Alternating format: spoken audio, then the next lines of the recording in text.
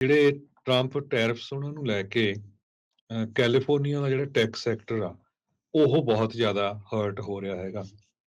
ਜਦੋਂ ਤੋਂ ਟੈਰਿਫ ਦੀ ਗੱਲਬਾਤ ਸ਼ੁਰੂ ਹੋਈ ਆ, ਕਹਿੰਦੇ ਭਈ ਟੈਕ ਇੰਡਸਟਰੀ ਦੇ ਵਿੱਚ 7% ਦੇ ਕਰੀਬ ਜਿਹੜਾ ਸਟਾਕ ਆ ਉਹ ਡਾਊਨ ਚਲੇ ਗਏ ਹੈਗੇ ਆ। ਇਹਦਾ ਅਸਰ ਕੈਲੀਫੋਰਨੀਆ ਦੀ ਬਜਟ ਦੇ ਉੱਤੇ ਬਹੁਤ ਜ਼ਿਆਦਾ ਪਊਗਾ, ਕਿਉਂਕਿ ਬਹੁਤ ਸਾਰੀਆਂ ਜਿਹੜੀਆਂ ਟੈਕ ਕੰਪਨੀਜ਼ ਆ ਉਹਨਾਂ ਦੇ ਰੈਵਨਿਊ ਦਾ ਜਿਹੜਾ ਟੈਕਸ ਆਉਂਦਾ ਆ, ਕੈਲੀਫੋਰਨੀਆ ਦੇ ਜਿਹੜੇ ਗਵਰਨਰ ਆ ਉਹ ਕਹਿ ਰਹੇ ਸੀ ਵੀ ਅਸੀਂ ਬਜਟ ਨੂੰ ਬੈਲੈਂਸ ਕਰਨ ਦੀ ਕੋਸ਼ਿਸ਼ ਕਰ ਰਹੇ ਹਾਂ। ਪਰ ਜਿਸ ਹਿਸਾਬ ਦੇ ਨਾਲ ਇਹ ਹੁਣ ਲੱਗ ਰਿਹਾ ਆ ਵੀ ਪ੍ਰੈਜ਼ੀਡੈਂਟ ਟਰੰਪ ਹੁਣਾਂ ਨੇ ਜਿਹੜਾ ਟੈਰਿਫਸ ਲਾਏ ਹੈਗੇ ਆ ਵੱਖ-ਵੱਖ ਚੀਜ਼ਾਂ ਦੇ ਉੱਤੇ, ਵੱਖ-ਵੱਖ ਮੁਲਕਾਂ ਦੇ ਉੱਤੇ, ਉਹਦੇ ਨਾਲ Jesse Gabriel chair of the assembly budget committee ਆ, ਉਹ ਇਹ ਕਹਿ ਰਹੇ ਆ ਵੀ ਇਹ ਇੱਕ ਤਰ੍ਹਾਂ ਨਾਲ ਸੈਲਫ ਡਿਫੀਟਿੰਗ ਹੈਗਾ ਆ। ਸੋ ਇਹਦੇ ਨਾਲ ਸਾਡੀ ਇਕੋਨਮੀ ਗੁੱਡ ਤਾਂ ਕੀ ਹੋਣੀ ਆ, ਇਹ ਜਿਹੜੀ ਆ ਇਕੋਨਮੀ ਬੈਡ ਜਾਊਗੀ। ਸੋ ਜਿਹਦਾ ਅਸਰ ਕੈਲੀਫੋਰਨੀਆ ਦੇ ਵਿੱਚ ਬਹੁਤ ਜ਼ਿਆਦਾ ਪਊਗਾ, ਕਿਉਂਕਿ ਕੈਲੀਫੋਰਨੀਆ ਦੇ ਵਿੱਚ ਟੈਕ ਇੰਡਸਟਰੀ ਜਿਹੜੀ ਆ ਉਹਦਾ ਬਿਲਕੁਲ ਹੱਬ ਹੈਗਾ।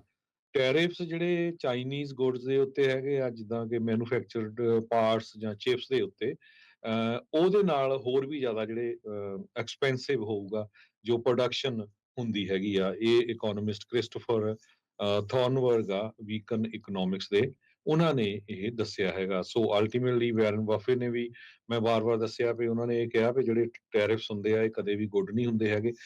ਸੋ ਕੈਲੀਫੋਰਨੀਆ ਦੇ ਵਿੱਚ ਇਹਦਾ ਅਸਰ ਆਲਰੇਡੀ ਪੈਣਾ ਸ਼ੁਰੂ ਹੋ ਗਿਆ ਹੈਗਾ। ਸਟਾਕ ਮਾਰਕੀਟ ਨੂੰ ਲੈ ਕੇ ਜਿਹੜੀਆਂ ਟੈਕ ਇੰਡਸਟਰੀ ਕੰਪਨੀਜ਼ ਆ ਉਹਨਾਂ 'ਚ ਲੇਅ ਆਫ ਵੀ ਕਾਫੀ ਵੱਡੀ ਚੱਲ ਰਹੀ ਹੈਗੀ ਆ। ਹਾਇਰਿੰਗ ਦਾ ਕੁਛ ਲੱਗਦਾ ਨਹੀਂ ਹੈ। ਸੋ ਇਹ ਨਾ ਹੋਵੇ ਕਹਿੰਦੇ ਭਈ ਰਿਸੈਸ਼ਨ ਵੱਲ ਨੂੰ ਜਿਹੜਾ ਅਮਰੀਕਾ ਚੱਲਦਾ ਜਾਵੇ। ਜੀ, ਬਿਲਕੁਲ।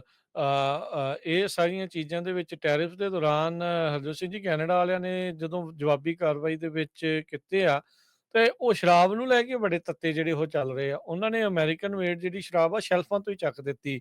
ਜਿਹੜੇ ਜੈਕ ਡੈਨੀਅਲਸ ਦੀ ਜਿਹੜੀ ਪੇਰੈਂਟ ਕੰਪਨੀ ਦੇ ਸੀਈਓ ਕਹਿੰਦੇ, ਯਾਰ ਟੈਰਿਫ ਤਾਂ ਪਹਿਲਾਂ ਹੀ ਮਾੜੇ ਸੀ, ਆ ਜਿਹੜਾ ਸਾਡੀ ਉੱਥੋਂ ਚੱਕ ਹੀ ਦੇਣੀ ਵੀ ਬਿਲਕੁਲ ਵਿਕਰੀ ਹੀ ਬੰਦ ਹੋ ਜਾਊਗੀ, ਉਹਦੇ ਨਾਲ ਸਾਨੂੰ ਹੋਰ ਜ਼ਿਆਦਾ ਜਿਹੜਾ ਉਹ ਵੱਡਾ ਧੱਕਾ ਜਿਹੜਾ ਉਹ ਲੱਗੇਗਾ। ਸੋ ਆਪੋ ਆਪਣੇ ਇੰਟਰਸਟ ਨੂੰ ਬਚਾਉਣ ਖਾਤਰ ਆਪੋ ਆਪਣੇ ਜਿਹੜੇ ਮੁਲਕ ਆ ਇਹ ਟੈਰਿਫਸ ਦੀ ਜਿਹੜੀ ਵਾਰ ਦੇ ਵਿੱਚ ਇਸ ਟਾਈਮ ਲੱਗ ਚੁੱਕੇ ਹੈਗੇ ਆ। ਸੋ ਇਸ ਦਾ ਕਦੋਂ ਕੁ ਤੱਕ ਨਿਤਾਰਾ ਜਿਹੜਾ ਉਹ ਹੋਊਗਾ, ਇਸ ਦਾ ਜਿਹੜਾ ਅਜੇ ਪਤਾ ਨਹੀਂ।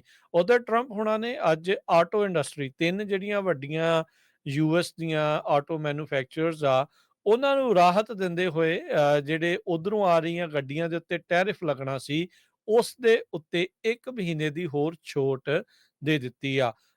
ਇਹ ਜਿਹੜੀਆਂ ਗੱਡੀਆਂ ਕੈਨੇਡਾ ਤੇ ਮੈਕਸੀਕੋ ਦੇ ਵਿੱਚ ਇਹਨਾਂ ਕੰਪਨੀਆਂ ਦੀਆਂ ਵੱਡੀਆਂ ਜਿਹੜੀਆਂ ਵੱਡੀਆਂ ਕੰਪਨੀਆਂ ਦੀਆਂ ਅਮਰੀਕਾ ਦੀਆਂ ਬਣ ਕੇ ਇੱਧਰ ਨੂੰ ਆਉਂਦੀਆਂ ਸੀ, ਉਹਨਾਂ ਉੱਤੇ ਹਾਲ ਦੀ ਘੜੀ 1 ਮਹੀਨੇ ਦੇ ਲਈ ਹੁਣ ਟੈਕਸ ਨਹੀਂ ਲੱਗੇਗਾ, ਟੈਰਿਫ ਨਹੀਂ ਲੱਗੇਗਾ। ਸੋ ਇਹ ਉਹਨਾਂ ਨੇ ਥੋੜ੍ਹੀ ਜਿਹੀ ਰਾਹਤ ਦਿੱਤੀ ਆ।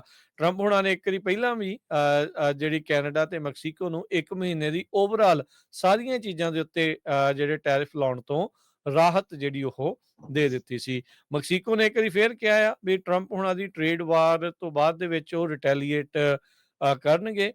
ਮੈਕਸੀਕੋ ਦੀ ਪ੍ਰੈਜ਼ੀਡੈਂਟ ਕਲੌਡੀਆ ਸ਼ੈਨਬੌਮ ਆ, ਉਹਨਾਂ ਨੇ ਜਿਹੜੇ ਇਸ ਦੇ ਬਾਬਤ ਕਹਿੰਦੇ ਵੀ ਆਉਂਦੇ ਐਤਵਾਰ ਨੂੰ ਇੱਕ ਜਨਤਕ ਰੈਲੀ ਦੇ ਵਿੱਚ ਇਸ ਦਾ ਐਲਾਨ ਜਿਹੜਾ ਉਹ ਕੀਤਾ ਜਾਵੇਗਾ।